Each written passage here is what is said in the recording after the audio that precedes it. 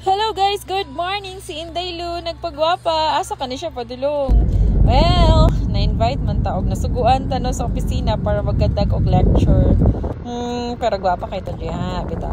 Oh, grabe ka traffic no, padulong gid og Taguluan. Padulong magud ko og barangay sa Pugo, Taguluan, Misamis Oriental. Kay na-invite ta sa Coast Guard. Good morning everyone. So this is a rainy morning. Salamat na kinagulan na para mawala ang init. For today's video guys, let's go to Taguluan to conduct a lecture on our policy sa office. We're invited by the Philippine Coast Guard for the sailor program. Even its lectures for the registration sa mga boats and license sa mga ship crew or officers. At dali na ta kay ulan food.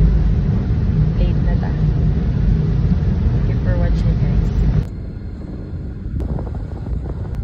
Wrong rush na pa na sila kanto. In 800 meters, turn right. Sunod lang to nila.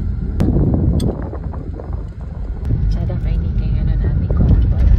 Ako yung kita sa inyo ha. Mong convoy ha. Sila. Muna mo escort.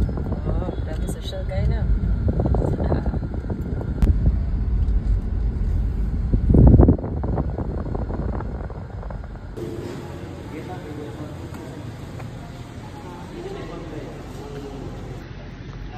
Hey guys, this is the audience today and I'm going to give a lecture on registration of boats and licensing of cruise. Coastal barangays, kayo po yung unang sasagip, mag-abiso sa amin kung ano po yung mangyayari po sa ating karagatan. So, with that, I would like to... 1, 2, 3, okay. Nami karon sa office of PCG Depots.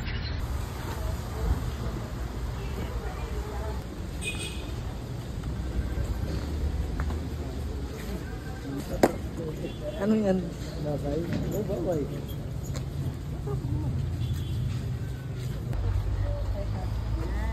Mga girls, mga girls. Yay! Women's Budol Fight! Yay!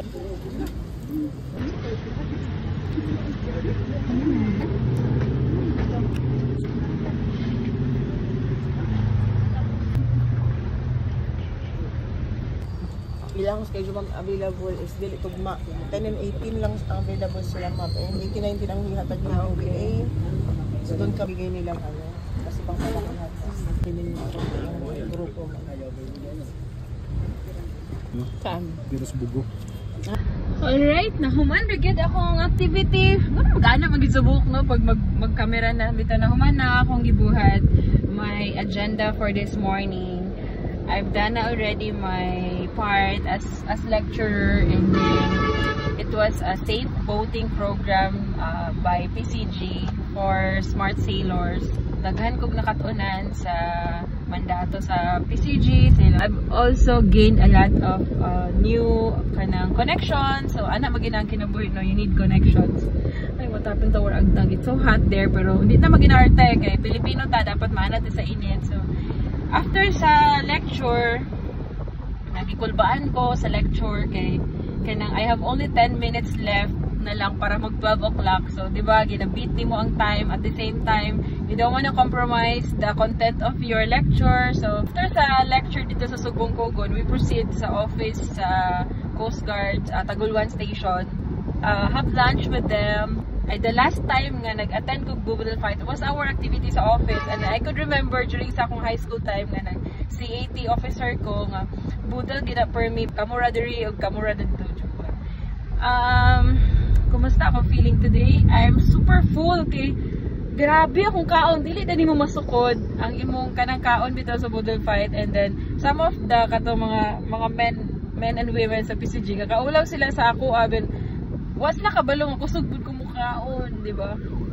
Thank you so much guys for watching this video. I hope nga wala lang nag-enjoy lang mo sa akong adlaw today. I was super busy. Super busy din ako wala na ako nakawid og cellphone kay syempre maulaw ka, di ba? As lecturer magawid kag cellphone dito. Pero okay lang. At least Goal unlock. Bye!